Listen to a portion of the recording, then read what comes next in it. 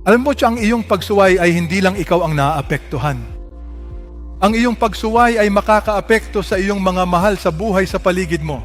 Huwag mong sabihing buhay mo ito. Huwag kang maging makasarili na akala mo ay kaya mong patakbuhin ang lahat ayon sa gusto mo.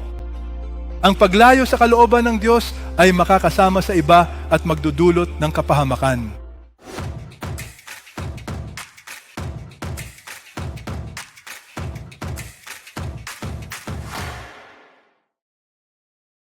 Ang ating tema para sa buwang ito ay misyon. Kaya ito tinawag na buwan ng misyon. Ngayon, ang habag ng Diyos ay misyon. Kung gusto ninyong malaman kung bakit may misyon, ito ay dahil sa habag ng Diyos. Ano ang ibig nating sabihin sa misyon? Lahat, ang salitang misyon ay nangangahulugang pagpapadala upang makamit ang isang layunin. Lahat tayo ay binigyan ng misyon. Ang salitang misyon ay nagmula sa salitang Latin na missio. Ang ibig sabihin ay magpadala.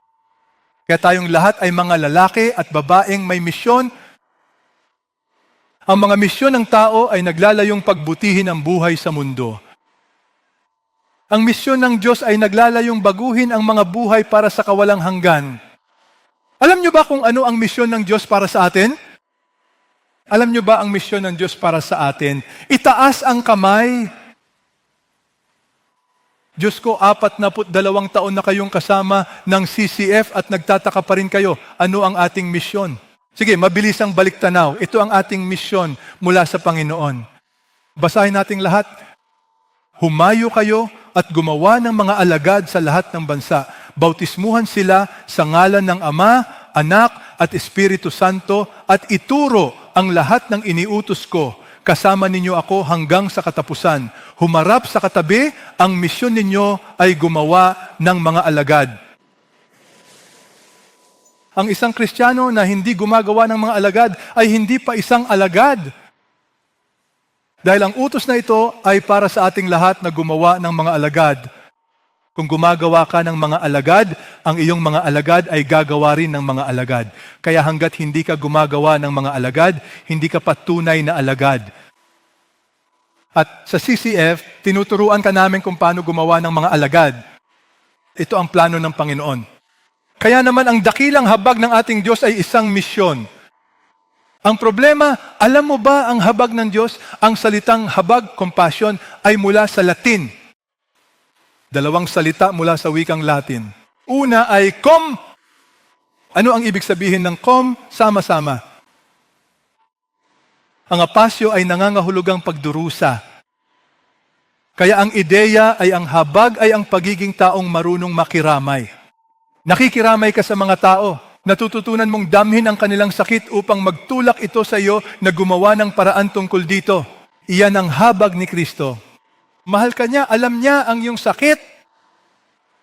Kaya ang ideya ng habag ay nagmumula sa Diyos. Susunod, gusto kong makita ninyo kung paano ibinahagi ni Jesus ang kanyang habag. Basahin nating lahat ito. Pagkakita sa mga tao, nakaramdam siya ng habag. Ngayon, ang salitang Griego para sa habag ay plagesomoi.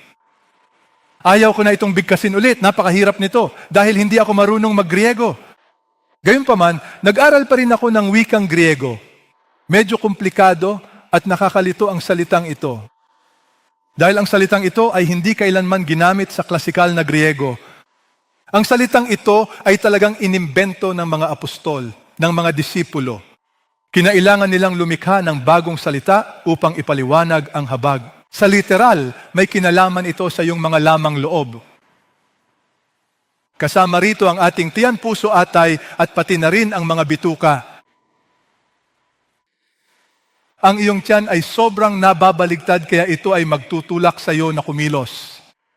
Sa makatuwid, ang habag ay isang damdamin na nagmamahal, ngunit ito ay magtutulak sa iyo na kumilos.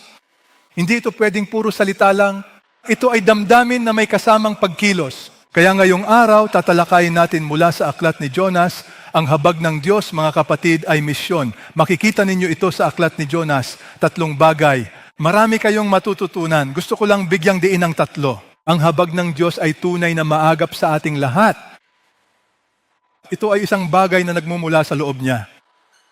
Siya ang nagpapasimula. Pangalawa, ang habag ng Diyos ay humahabol. Hindi siya sumusuko sa mga tao.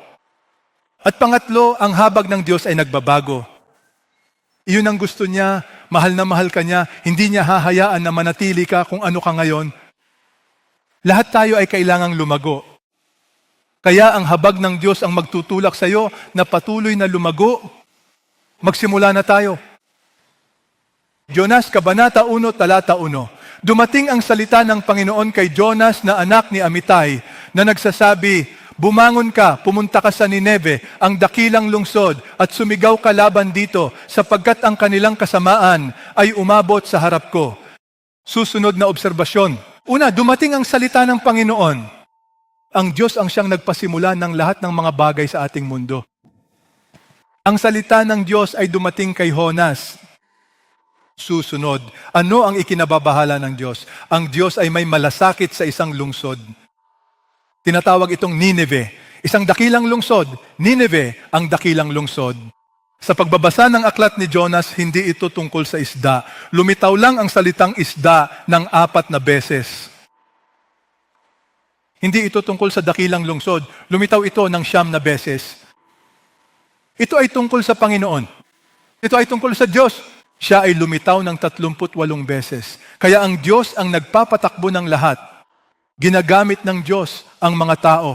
Kaya dumating ang salita ng Panginoon kay Jonas, "Magpahayag ka laban sa lungsod dahil umabot na sa akin ang kasamaan nito." Kaya kumilos ang Diyos. Tandaan, sinasabi sa atin ng Biblia na ipinapakita ng Diyos ang kanyang sariling pag-ibig para sa atin. Nung tayo ay makasalanan pa, si Kristo ay namatay para sa atin, ang habag ng Diyos. Ang habag ay nakatuon sa lahat ng uri ng tao, lalo na sa mga makasalanan. Pansinin ninyo, sabi ng Biblia, habang tayo ay, makasalanan pa. Kita nyo, hindi hinintay ng Diyos na magbago ka. Dahil mahal ka ng Diyos kung ano ka. Yan ang habag ng Diyos. Mahal niya ang lahat ng uri ng tao. Ngayon, marami sa atin ang katulad ni Jonas. Sasabihin ko sa inyo kung bakit. Dahil ang hilig natin ay hindi magmahal ng mga taong hindi mabuti. Gusto nating magmahal ng mga tao na mabubuti. Kung sino ang nagmamahal sa atin, sila ang minamahal natin. Kaya sinasabi sa atin ng Biblia, ano ang ginawa ni Jonas? Tumayo si Jonas upang tumakas patungong Tarsis mula sa harapan ng Panginoon. Diyos ko, tumakas si Jonas mula sa Diyos. Kaya bumaba siya sa Jope, nakakita ng barkong papunta sa Tarsis, nagbayad ng pamasahe at bumaba upang sumama sa kanila patungong Tarsis. Mula sa harapan ng Panginoon. May napansin ba kayo? Tumakas si Jonas mula sa Diyos. Napansin niyo ba yon? Oh, tama yan. Bakit? Malalaman niyo rin agad. Samantala, hayaan ninyong sabihin ko sa inyo.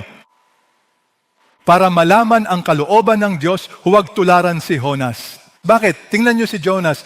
Marami sa inyo ang nag-iisip na ang mga pangyayari ang magtatakda ng kalooban ng Diyos para sa inyong buhay. Siguro nga, pero huwag ninyong gamitin ang pangyayari para bigyang katwiran ang kalooban ng Diyos sa inyong buhay. Halimbawa, sa kaso ni Jonas, gusto niyang tumakas. Kaya naman, ano nga ba ang naging natuklasan niya sa huli? Nakahanap siya ng isang lumang barko. Wow, kalooban ng Diyos, may barko. Napakahal ng pamasahe. Sasabihin ko kung bakit aabutin ng buwan bago makarating sa Tarsis. Pero alam niyo ba kung ano ang natuklasan ni Jonas? Pera. Si Jonas ayon sa Biblia, binayaran niya ang pamasahe. Kaya masasabi ni Jonas, wow, kalooban ng Diyos. May pera akong pambayad. Nakikita mo, kaya mong bigyang katwiran ang paggamit ng mga sitwasyon para sabihin ito ay kalooban ng Diyos. Pero kaibigan, hindi mo matutukoy ang kalooban ng Diyos base sa mga sitwasyon. Hayaan ninyong magbigay ako ng simpleng halimbawa. Isang lalaki o babae ang gustong makipagdiborsyo sa kanyang asawa. Ngayon, ang asawa ko at ako ay may napakaraming halimbawa kung saan nakakausap namin ang mga tao.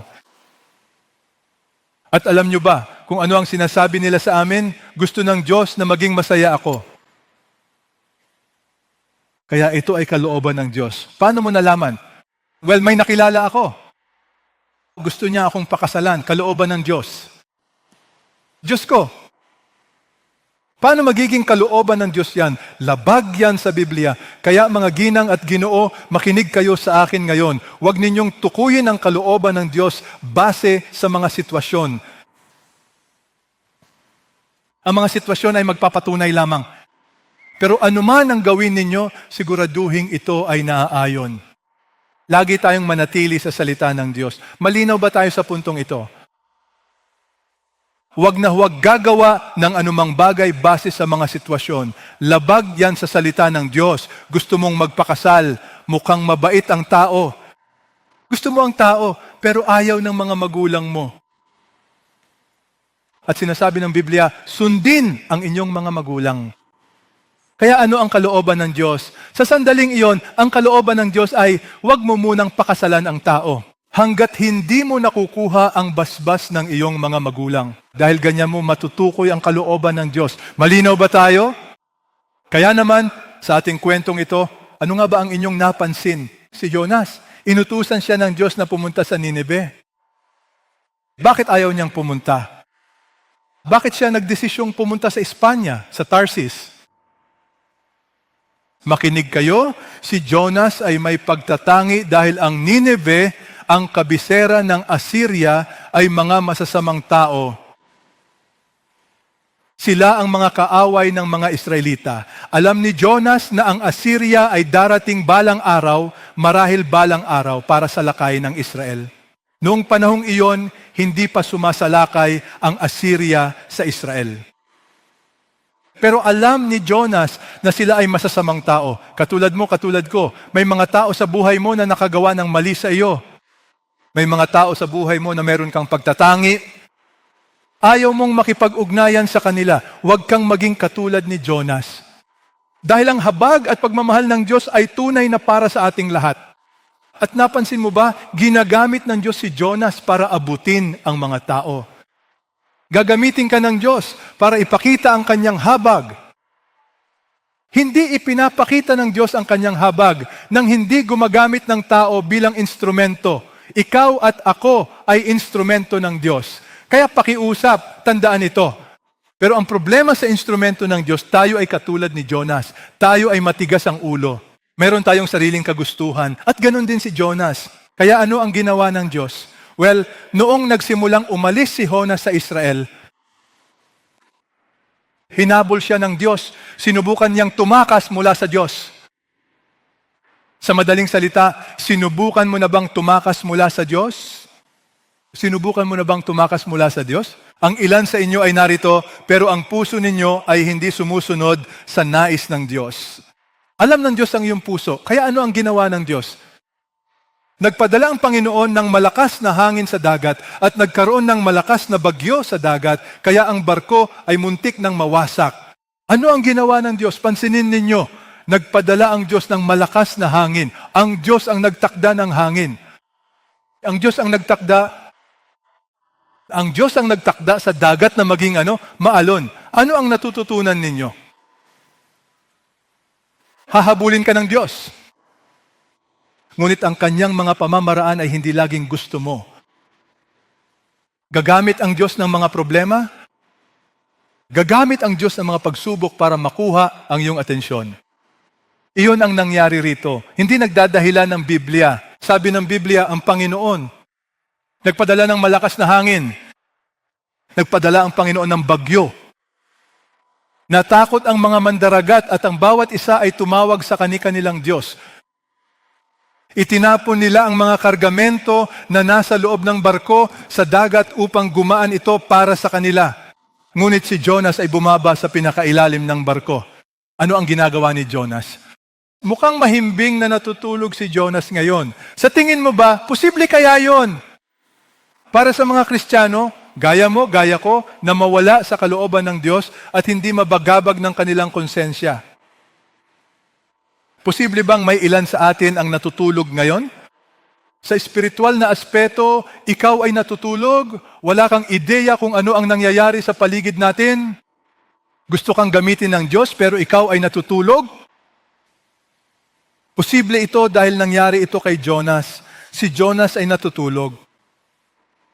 Huwag kang matulog sa espiritual. Ano pa ang napansin mo? Ang buhay ng mga mandaragat ay nasa panganib. Alam nyo, ang kapitan ay desperado na. Gusto niyang siguraduhin na ang lahat ay nagdarasal. Kaya nagsagawa siya ng inspeksyon. Nakita niya si Jonas. Sinabi ng kapitan, paano mo nagagawang matulog? Bumangon ka, tumawag ka sa iyong Diyos. Baka sakaling magmalasakit ang iyong Diyos sa atin upang hindi tayo mapahamak. Alam nyo, may natuklasan ako. Kapag ang isang Kristiyano ay sumuway sa Diyos, hindi lang ang sarili niyang buhay ang naaapektuhan niya. Naaapektuhan din niya ang buhay ng mga taong nasa paligid niya. Alam nyo ba kung ano ang sinasabi ng kapitan? Maaari tayong lahat ay mapahamak. Nakikita nyo, ang iyong pagsuway ay hindi lang ikaw ang naaapektuhan. Ang iyong pagsuway ay makakaapekto sa iyong mga mahal sa buhay na nasa paligid mo. Kaya naman ako ay nag-iingat ng mabuti. Sineseryoso ko ang aking buhay. Ayaw kong lumayo sa kalooban ng Diyos. Dahil alam kong tapat ang Diyos. Kukunin niya ang aking atensyon.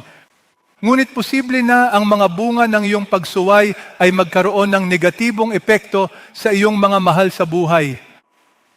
Kaya huwag mong sabihing buhay mo ito. Huwag kang maging makasarili na sa iyong isipan. Iniisip mong kaya mong patakbuhin ang buhay mo ayon sa gusto mo. Kapag lumayo ka sa kalooban ng Diyos, madadamay ang iba. At ang bunga nito ay maaaring maging mapaminsala. Alam nyo ba, may mahalagang natuklasan ang mga lalaki. Sa katunayan, natuklasan nilang lahat na si Jonas pala ang tinutukoy nila noon. Kaya kinumpronta nila siya. Paano mo nagawa ito? Alam ng mga lalaki na tumatakas siya mula sa presensya ng Panginoon. Siya ay lingkod ng Diyos at sinubukan niyang tumakas mula sa Diyos. At alam ito ng mga tao. Sinabi ng mga tao, paano mo nagawa ito? Hindi ka nag-iisip. Akala mo matatakasan mo ang Diyos, narito kayo ngayon, pero wala sa kanyang kalooban. Ang iyong pribadong buhay, ang iyong pampublikong buhay, hindi ko alam kung ano yon. Pero alam mo, kailangan mong magbago. Pero lumalaban ka. Well, hayaan mong sabihin ko sa iyo ang isang bagay. Mahal na mahal ka ng Diyos, hindi ka niya hahayaang makalusot. Hahabulin ka niya. Paano ka niya hahabulin? Sa pamamagitan ng mga bagyo. Minsan mga bagyong pinansyal. Problema sa pisikal na kalusugan. Alam mo, mahal na mahal ka ng Diyos, gagawa siya ng paraan para makuha ang atensyon mo. At iyon ang nangyari kay Jonas. Hinahabol siya ng Diyos. At alam mo, tinanong nila si Jonas ng isang simpleng tanong. Ano ang dapat naming gawin? Ano ang dapat naming gawin sa iyo para kumalma ang dagat? Alam mo, sinasabi sa atin ng Biblia, lalong nagiging mabagyo ang dagat. Lalo itong lumalala. Sinabi niya sa kanila, buhatin ninyo ako at itapon sa dagat. Pagkatapos ay kakalma ang dagat. Alam ko na dahil sa akin, kaya dumating ang malakas na bagyong ito sa inyo. Alam mo, naintindihan ito ni Jonas. Sinabi ni Jonas, alam ko kung bakit nangyayari ito. Kita nyo, alam ng Diyos kung paano makipag-usap sa inyo. At alam ko na marami sa inyo rito ang nakikinig na ngayon sa Diyos. Alam ni Jonas. Kaya ano ang sinabi ni Jonas? Itapon nyo ako sa dagat. Ngayon, hayaan nyo akong magtanong, bakit hindi na lang nagpakamatay si Jonas? Sa isip niya, mali ang magpakamatay. Kaya ayaw niyang patayin ang sarili niya. Gusto niyang ibang tao ang pumatay sa kanya. Itapon nyo ako. Alam nyo ba, malinaw na sinasabi sa atin ng Biblia na talagang ayaw nilang itapon siya sa gitna ng dagat. Pero sinasabi sa atin ng Biblia na sinubukan nilang iligtas ang bangka para makapunta sa pampang. Pero lalong lumakas ang bagyo, kaya sa huli sinabi nila, sige, itatapon ka na namin sa dagat. Pero bago nila ginawa yon, nanalangin sila, Panginoon, alamin nyo ang aming puso. Hindi namin gustong patayin si Jonas, pero kung iyon lang ang tanging paraan, ayon sa kanya, ito ang iyong kalooban. Kaya iyon ang ginawa nila. Kaya kinuha nila si Jonas, itinapon sa dagat at tumigil ang dagat. Isang himala. Alam nyo, ang nagngangalit na dagat, hindi tumitigil agad, inaabot ito ng ilang oras, pero dito tumigil agad, lahat ay namangha. Pagkatapos, ang mga lalaki ay lubos na natakot sa Panginoon at nag-alay sila ng sakripisyo sa Panginoon at nanumpa. Grabe. Natuklasan ng mga pagano na merong isang tunay na Diyos. Ang mga lalaki ay natakot sa Panginoon. Yahweh, hindi mga Diyos. Ang Panginoong Diyos ang may likha ng langit at lupa at nag-alay sila ng sakripisyo sa Panginoon. Sila ay sumamba? Kamangha-mangha talaga. Tunay na ang dakilang habag ng ating Diyos ay umabot din sa mga abang mandaragat na ito sa gitna ng dagat. Kaya naunawaan ng mga mandaragat, sila ay naligtas. Sila ay sumamba sa tunay na Diyos. Ano naman ang nangyari kay Jonas? Alamin natin. Ang Panginoong Diyos ay nagtalaga ng isang malaking isda na lulunok kay Jonas. At si Jonas ay nasa loob ng tiyan ng isda sa loob ng 3 araw at 3 gabi. Diyos ko, hindi lang bagyo, mandaragat o dagat ang itinalaga ng Diyos para habulin si Jonas. Itinalaga niya ang lahat. Ano? Isang malaking isda. Ngayon, hindi ko alam kung anong uri ng isda yon. Kung nababagabag ka pa rin, posible ba yon? Hayaan mong tulungan kita para hindi ka na mabagabag. Sa siyentipikong pananaw, posible ba ito? Siyempre, posible ito. Yan ang laki ng isang blue whale at yan ang laki ng isang elepante. Kaya para sa isang tao, talagang walang problema. Pero ang dahilan kung bakit ako naniniwala sa Biblia ay dahil naniwala si Jesus sa lumang tipan. Binanggit ito ni Jesus? Tingnan natin ang sinabi ni Jesus. Kung paanong si Jonas ay 3 araw at 3 gabi sa tiyan ng dambuhalang nilalang sa dagat, gayon din ang anak ng tao na tumutukoy sa kanyang sarili ay mananatili ng 3 araw at 3 gabi sa puso ng lupa. Kung naniwala si Jesus sa kwento ni Jonas, wala akong problema sa paniniwala kay Jonas. May problema ka ba sa paniniwala sa kwentong ito? Wala. Ito ay isang totoong kwento. Nangyari nga ang lahat ng ito. Kaya naman, sa loob ng tiyan ng malaking isda, kailan nga ba eksaktong nagsimulang manalangin si Jonas sa Panginoon? Kung ikaw si Jonas, itinapon ka sa tubig, ano ang may isip mo? Tapos na, katapusan na ng buhay ko. Amen? Katapusan na. Pero alam nyo ba, ang Diyos ay kahanga-hanga. Hinahabol ng Diyos si Jonas. Ano ang ginawa ng Diyos? Ginamit ng Diyos ang isang isda para kausapin si Jonas. Ngayon, isipin mong nasa loob ka na ng tiyan ng isda. Ano ang maiisip mo? Naaamoy mo ba? Malansa ba? Malansa ba talaga ang isda? Sa totoo lang, hindi ko rin sigurado. Maamoy mo naman ang isda, di ba? Pero paano naman kaya ang madulas na tiyan nito? Oh, hindi mo ito gusto. Ano pa man ito? Ano ang maiisip mo? Gusto kong isipin mo ang ganap na kadiliman, pero buhay ka. Sa tingin mo ba ay magiging sensitibo ka sa tinig ng Diyos? Ano sa tingin mo? Alam nyo, na-ospital ako sa buhay ko. Hindi pa ako na-ospital dati. Nung panahong iyon, sa unang pagkakataon na ma-ospital ako, nagka-hepatitis ako. Sobrang hina ko noon. Sabi ng asawa ko, may mali sa'yo. Kaya dinala niya ako sa ospital. Ako sa ospital. Pagdating ko sa ospital, ang doktor ay ang tiyuhin ko. Sabi ng tiyuhin ko, hindi ka pwedeng umalis. Manatili ka rito. Kaya parang emergency. Pero nangusap ang Panginoon sa akin. Alam mo ba kung ano ang sinabi niya? Peter, magiging seryoso ka ba sa iyong buhay Kristiyano? Gusto kong gumawa ka ng mga disipulo. Ayaw kong maglaro-laro ka lang sa Kristyanismo. Magiging seryoso ka ba sa akin? Kaya doon pumasok sa isip ko ang CCF. Ang maging seryoso sa Diyos ay nangangahulugang gumawa ng mga disipulo. At kapag gumawa ka ng mga disipulo, kailangan mo silang ilagay sa isang lokal na simbahan. Pero ang punto ko ay ito, nagsalita ang Diyos sa akin ng malinaw na malinaw nung nasa ospital ako. Hindi ko alam ang sa inyo, pero kapag may mga problema kayo, dapat ninyong baguhin ang inyong saloobin. Sa halip na magalit sa Diyos, dapat mong sabihin, Panginoon, tiyak na may sinasabi ka sa akin. Ano ang nais mong matutunan ko? Ano ang nais mong gawin ko? Yun ang nangyari kay Jonas. Si Jonas ay nasa loob ng tiyan ng isda. At ito sinasabi sa atin ng Biblia, sa unang pagkakataon, na nakatala sa aklat ni Jonas, nanalangin si Jonas sa Panginoon mula sa loob ng tiyan ng isda. Hindi siya nanalangin sa Joppa. Hindi siya nanalangin nung siya ay nasa bangka. Hindi siya nanalangin nung siya ay nasa ilalim ng bangka. Nagsimula lang siyang manalangin nung nasa loob na siya ng tiyan ng isda. Ngayon, hayaan ninyong tanungin ko kayo, tumatakas ka pa rin ba sa Diyos? Gusto mo bang mapunta sa loob ng tiyan ng isda? Sino sa inyo ang gustong mapunta sa tiyan ng isda? Huwag magtaas ng kamay. Maraming lugar kung saan ka maaaring ilagay ng Diyos. Ang punto ko lang ay ito, huwag nang maghintay hanggang sa maging desperado ka na. Ngayon pa lang, magkaroon ka na ng malambot na puso. Sinasabi sa atin ng Biblia na noong nanghihina na si Jonas, noong nanghihina na ako, naalala ko ang Panginoon at ang aking panalangin ay dumating sa iyo. Kita niyo, may isang bagay na alam si Jonas. Ano man yon, ang Diyos ay isang panalangin lang ang layo. May gusto akong sabihin sa inyo, hindi mahalaga kung ano ang nagawa mo sa nakaraan. Hindi mahalaga kung ano ang nagawa mo. Pero kung handa kang magpakumbaba ngayong araw, maaari kang manalangin.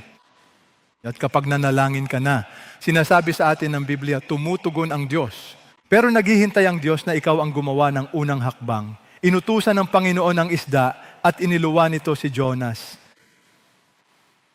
Inihatid ng Diyos si Jonas. At masasabing ito ay parang business class. Pabalik sa kung saan siya dapat magsimula nung una pa lang. Pabalik. Alam niyo kung bakit? Kailangan ni Jonas ng leksyon. Sa tingin niyo ba ay natuto si Jonas sa kanyang leksyon? Ano sa tingin niyo? Ang sagot ko sa inyo, bahagya lang. Dahil binabago tayo ng Diyos ng yugto-yugto. Dahil hindi pa tama ang puso ni Jonas. Alam niyo ba kung bakit hindi ito tama? Alam nyo, ang huling punto na gusto kong ibahagi sa inyo ay ang habag ng Diyos ay nagpapabago. Ngayon, ano ang ibig nating sabihin? Tingnan nyo ang Kabanata 3. Ano ang nangyari kay Jonas? Dumating ang salita ng Panginoon kay Jonas sa ikalawang pagkakataon. Iyan para sa akin ang magandang balita tungkol sa Diyos. Siya ay napakabait, napakatiyaga sa atin. Binigyan niya tayo ng isa pang pagkakataon. May magandang balita ako, hindi lang ito basta ikalawang pagkakataon. Patuloy na bibigyan ka ng Diyos ng mga pagkakataon. Ngayon, dumating ang salita ng Panginoon kay Jonas sa ikalawang pagkakataon. Basahin nating lahat. Pumunta ka sa Nineve, ang dakilang lungsod. Pansinin ang dakilang lungsod. Ipagpahayag ang pahayag na sasabihin ko sa iyo. Gusto kong magtanong sa inyo. Maaari bang ibang tao na lang ang sinugo ng Diyos? Bakit si Jonas? Alam niyo bang gumamit ang Diyos ng asno para kausapin ang isang propeta? Bakit niya tayo ginagamit? Makinig kayo, ito ang prinsipyo ng Diyos. Kayang gamitin ng Diyos ang kahit sino, pero pinili ng Diyos na gamitin ka. Paumanhin. Isang pribilehiyo ito. Isang pribilehiyo ang ipahayag ang mensahe ng Diyos para sa mga taong nasa paligid mo. Para sa akin, napakalaking pribilehiyo na tinawag ako ng Diyos, na tinawag ka ng Diyos para ibahagi ang Ebanghelyo. Hanggat hindi mo nauunawaan ang Ebanghelyo, ang habag ng Diyos, kaibigan ko, hindi mo seryosong gagampanan ang iyong misyon. Hindi lahat ay tinatawag. Ang mga tao lamang ng Diyos ang tinatawag upang ibahagi ang Ebanghelyo. At ikaw at ako ay may misyon. Binigyan si Jonas ng misyon, pumunta sa lungsod at sabihin ang ipapagawa ko. Alam mo ba ang nangyari sa kanya? Sumunod si Jonas. Ayon sa Biblia, bumangon siya at nagtungo sa Nineve gaya ng utos ng Panginoon. Naging masunurin siya.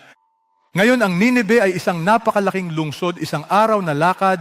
Pero alam mo ba ang nangyari? Sumunod lang si Jonas sa Diyos. Nangaral siya. Pagkatapos mangaral, alam mo ba ang sinasabi ng Biblia? Sumunod si Jonas sa Diyos. Ano ang kanyang mensahe? Ang kanyang mensahe ay napakasimple. 40 araw at ang Nineve ay mawawasak sa Tagalog. Ilang araw? Ano ang 14 sa Tagalog? 40 araw. Mamamatay na kayo. Iyan ang brutal na mensahe. Kung ibinabahagi mo ang Ebanghelyo, paano mo ito ibinabahagi? Tanggapin si Jesus o mamatay ka, walang pagmamahal. Walang estilo, pero may natuklasan ako. Kahit walang estilo, walang pagmamahal. Alam nyo, matigas pa rin ang puso ni Jonas. Sumusunod siya sa Diyos sa panlabas lang. Sige Diyos, susunod ako sa iyo. Ang ilan sa inyo ay sumusunod sa Diyos dahil sa takot. Pero gusto ng Diyos na lumago ka. Gusto ng Diyos na sumunod ka sa Kanya, hindi dahil sa takot, kundi dahil sa pagmamahal. Pero si Jonas, hindi tama ang kanyang puso. Pero alam nyo ba ang nangyari?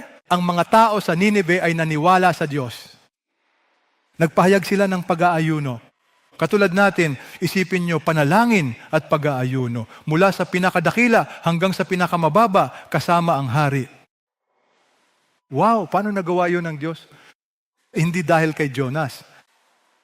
Kailangan ng Diyos ng mga instrumento, pero ang Diyos ang siyang magbabago sa mga tao. Sabihin mo sa katabi mo, ang Diyos ang nagbabago sa mga tao, hindi ikaw. Sabihin mo sa katabi mo, ang Diyos ang nagbabago sa mga tao. Okay? Kaya alam nyo ba ang nangyari? Nakita ng Diyos ang kanilang mga gawa na sila ay tumalikod sa kanilang masamang pamumuhay. Sila ay nagsisi. Pagkatapos ay nagbago ang isip ng Diyos tungkol sa kapahamakan na sinabi niyang ipapataw sa kanila. At hindi niya ito ginawa. Iniligtas ng Diyos ang lungsod dahil sumunod si Jonas at ginawa ng Diyos ang kanyang bahagi. Kaya ang aral ko ay ito. Ang bahagi ko ay ibahagi ang Biblia sa pinakamapagmahal na paraan. At ang bahagi ng Diyos ay ang baguhin ang mga tao. Ang trabaho ko ay hindi pilitin ang mga tao na magbago. Ang Diyos ang magbabago sa mga tao. Amen? Kaya dapat sana ay natapos na ang Biblia rito. Namuhay sila ng maligaya habang buhay. Pero may problema, mayroong kabanata 4. Bakit kabanata 4? Kailangan ninyo itong maunawaan. Ang aklat ni Jonas ay hindi tungkol kay Jonas. Ito ay tungkol sa iyo, tungkol sa akin. Bakit ko nasabi iyon? Lubos itong ikinasama ng loob ni Jonas at siya ay nagalit. Diyos ko, dapat ay masaya ang taong ito. Wow, nagsisi sila. Lumapit sila kay Kristo. Magiging masaya ba siya? Bakit hindi siya masaya? Ang kanyang puso. Nakikita ninyo, hindi niya gusto ang mga Asiryano. Gusto niyang mapuksa ang mga taong ito, pero iniligtas sila ng Diyos. At ang patunay ng aking teorya ay ang susunod na talata. Nanalangin siya sa Panginoon at sinabi, pakiusap, Panginoon, hindi ba ito ang sinabi ko noong nasa sarili pa akong bayan? Kaya naman upang maiwasan ito, tumakas ako patungong Tarsis, sapagkat alam kong ikaw ay isang mapagbiyaya at mahabaging Diyos, mabagal magalit, sagana sa tapat na pag-ibig at nagbabago ng isip tungkol sa kapahamakan. Alam niyo ba kung ano ang sinasabi ni Jonas? Sinabi ko na nga ba, Panginoon, kung susundin kita, maliligtas ang mga taong ito at ayaw ko silang iligtas. Nangyari rin ito sa akin. Naalala niyo pa ba ang kwento ko dati? Inutusan ako ng Diyos na magpatotoo sa taong nagtaksil sa aming pamilya at umagaw sa aming kumpanya. Sabi ko sa Panginoon, ayaw kong pumunta. Sinabi ng Panginoon, hindi, pumunta ka ron, ipanalangin mo siya. Dahil hiniling nila na pumunta ako para makita ang taong ito. Sa isip ko, bakit ko ipapanalangin ang taong ito? Paano kung gumaling siya? O paano? Ang pinakamalala sa lahat, paano kung lumapit siya kay Kristo? Pero pagkatapos ay nagsalita ang Panginoon sa akin. Sinabi ng Panginoon, Peter, kung hindi mo ako susundin, paano ka magiging pastor? Paano mo sa iyong konsensya masasabi sa mga tao na sumunod sa Diyos, hindi mo ako sinusunod? Alam mo talagang kinausap ako ng Diyos, pero alam mo ikaw at ako ay parang si Jonas. Matigas ang ating puso. Matigas ang ating puso. Hindi mahal ni Jonas ang mga tao. At mapapansin ninyo, ano ang patunay ko? Alam niyo ba ang ginawa niya? Si Jonas ay nagsalita sa Panginoon, kunin mo na ang buhay ko dahil mas mabuti pang mamatay kaysa mabuhay. Gusto niyang mamatay. Napapansin ninyong paulit-ulit niyang sinasabing gusto na niyang mamatay. Hindi niya gustong iligtas ang mga taong iyon. Alam ninyo ba ang ginawa ni Jonas? Lumabas siya ng lungsod at naupo sa gawing silangan. Doon gumawa siya ng silungan para sa kanyang sarili at naupo sa ilalim ng lilim ng puno hanggang sa makita niya kung ano ang mangyayari sa lungsod. Alam ninyo ba? Isipin ninyo, lumabas si Jonas sa dakilang lungsod na ito. Pumunta siya sa isang burol at doon lang nakatingin. Alam niyo ba ang gusto niyang makita? Ang magpadala ang Diyos ng lindol at apoy at wasakin ang Nineveh. Pero hindi iyon ginawa ng Diyos. Iniligtas ng Diyos ang lungsod. Pero umaasa pa rin siya, Panginoon, wasakin mo ang lungsod. Napakamatigas ng puso ng taong iyon. Alam niyo ba ang ginawa ng Diyos? Nagpatubo ang Diyos ng isang halaman para magbigay ng silungan. Nagtalaga ang Diyos ng isang uod kinabukasan para sirain ang halaman. Nagtalaga ang Diyos ng nakapapasong hanging silangan para gisingin si Jonas. At alam ninyo ba ang ginawa ni Jonas? O tingnan mo ang kanyang pag-arte. Nanghina siya at nakiusap ng buong puso na mamatay na lang. Mas mabuti pa sa akin ang mamatay kaysa mabuhay. Nakikita ninyo, drama, puro drama. Ayan si Jonas. Sinabi ng Diyos kay Jonas, may mabuti ka bang dahilan para magalit tungkol sa halaman? Sumagot si Jonas, may mabuti akong dahilan. Galit ako hanggang sa kamatayan. Mapapansin ninyong paulit-ulit siya. Wala siyang puso para sa mga makasalanan. Sinabi ng Panginoon, naawa ka sa halaman na hindi mo naman pinaghirapan, na hindi mo naman pinalaki. Tingnan ninyo, si Jonas ay may awa, pero maling bagay ang kinaawaan niya. Maraming tao ngayon, mas mahal nila ang kanilang mga aso kaysa sa kanilang kapwa. Mas mahal natin ang mga bagay kaysa sa mga tao. Nakakahiya sa atin. Kailangan ninyong matutong magmahal ng kapwa. Lalo na ang mga taong hindi ninyo gusto. Iyan ang awa ng Diyos.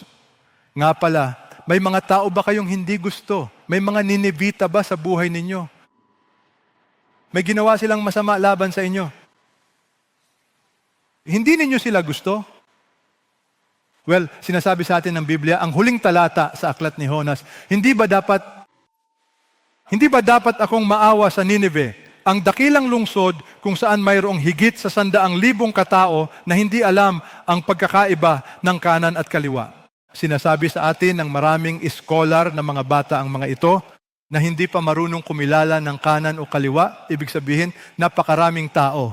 Kung may 120,000 na bata, paano naman ang mga matatanda? Kaya ito ay isang dakilang lungsod, daan-daan at libu-libong tao, at sinasabi ng Diyos, nagmamalasakit ako sa lungsod. Nakikita ninyo, nagmamalasakit ang Diyos sa lungsod. CCS, nakatuon tayo sa lungsod. Sa mga probinsya, pinupuri natin ang Diyos, nakikipagtulungan tayo sa ICM. Dahil ang mga ito ay mga ministeryong hindi mo at hindi ko kayang gawin, pero tinawag ka para maging nasa lungsod. Dapat mong abutin ang mga tao. Sa talatang ito, bakit nagtapos ang Biblia sa isang tandang pananong? Dahil ang tandang pananong na iyon ay para sa iyo at para sa akin. Katulad ka ba ni Jonas? Wala ka bang pakialam sa mga tao? Tingnan mo, tinatanong ka ng Diyos ng tanong na ito. Saan ka patungo? Patungo ka ba sa Tarsis? O patungo ka ba sa Nineveh? Nasaan ang direksyon ng iyong buhay? Tinatahak mo ba ang kalooban ng Diyos para sa iyong buhay o tumatakas ka? Nasaan ka ngayon? Para sa ilan sa inyo, maaaring katulad kayo ni Jonas na sa panlabas ay ginagawa ang kalooban ng Diyos. Sa panlabas, pero sa iyong puso, walang habag, walang pag-ibig. Ano ang mensahe ngayong araw? Ang habag ng Diyos ay ano? Ito ang ating misyon. Para yakapin mo ito. Ang misyon. Kailangan mong magkaroon ng habag. Ang habag ng Diyos. Pero ang nakakalungkot na bagay ay ito. Wala akong habag. Patuloy pa rin akong lumalago. Tinanong ko ang asawa ko, bakit ibinabahagi mo ang ebanghelyo sa halos lahat ng tao? Tingnan niyo ang asawa ko. Saan man kami magpunta, bigyan mo lang siya ng 10 minuto. Ibabahagi niya ang ebanghelyo. Alam niyo ba kung ano ang sinabi niya sa akin? Peter, hindi ko iniisip ang sarili ko. Tinitingnan ko sila. At iniisip ko, saan kaya sila pupunta pagkatapos nilang mamatay? Nakikita niyo, nag-iisip ang asawa ko kung saan gugugulin ang kawalang hanggan. Karamihan sa atin, sarili lang ang iniisip. Iniisip natin ang sarili nating kaginhawaan. Hindi talaga tayo nagmamalasakit sa mga tao. Kahit bilang mga Kristiyano, kailangan ninyong ipanalangin na bigyan kayo ng Diyos ng pusong may habag. Ngayong linggo, ang grupo namin, kasama na ako, ay nagkaroon ng pagkakataong makatagpo ng isang opisyal ng gobyerno. Ibinahagi ko ang ebanghelyo sa taong ito. Bakit ko ibinahagi ang ebanghelyo? Dahil sinimulan na ng Diyos na baguhin ang aking puso. Dati, tinanong ko ang Diyos Panginoon, ayaw kong magbahagi ng ebanghelyo dahil lang sa tungkulin. Ayaw kong maging isang profesional na Kristiyano. Gusto kong maging isang Kristiyano na may pusong nagmamahal sa mga tao. Dahil sa aking kalikasan, hindi ko gusto ang mga tao. Hindi ko mahal ang mga tao, pero binabago ng Diyos ang puso ko para magkaroon ng habag at may natuklasan ako. Habang isinusuko ang puso sa Diyos at ginagawa ang nais niyang ipagawa, patuloy niya tayong babaguhin. Alam niyo, ang pagbabago, hindi ito nangyayari sa isang iglap. Kailangan ito ng panahon. Kailangan ninyong lahat ng pagbabago. At sa tingin mo, paano ka nga ba talaga magbabago sa sitwasyong ito? Ang aklat ni Jonas ay sa huli tumuturo sa iisang tao, si Jesus. Kaya naman hindi si Jonas ang katapusan. Hanggat hindi mo nauunawaan, ito ay tumuturo sa atin at kay Jesus. Ang mga tao sa Nineveh ay babangon kasama ng henerasyong ito sa paghuhukom. At hahatulan ito dahil sila ay nagsisi sa pangangaral ni Jonas. Narito, may higit na dakila kaysa kay Jonas ang naririto. Ano ang tinutukoy ni Jesus? Sinasabi ni Jesus na may higit na dakila kaysa kay Jonas ang naririto. Sino yon ang higit na dakila? Si Jesus. Kaya naman si Jonas ay inihahambing kay Jesus ayon sa Biblia. Si Jonas ay isinugo ng Diyos. Si Jesus ay isinugo ng Diyos. Si Jonas ay sumuway. Si Jesus ay sumunod. Si Jonas ay nagkulang sa habag. Si Jesus ay puno ng habag. Si Jonas ay nasa loob ng tiyan ng isda. 3 araw, 3 gabi. Si Jesus ay nasa libingan. 3 araw, 3 gabi. Si Jonas ay lumabas mula sa isda. Si Jesus ay muling nabuhay mula sa mga patay. Si Jonas walang puso. Si Jesus namatay para sa mga makasalanan, para tayo ay maligtas. Kaya ang tanong ko, naranasan mo na ba ang habag ng Diyos sa pamamagitan ni Jesus? Ang sikreto ng habag ay ang pagkakaroon kay Jesus sa iyong puso.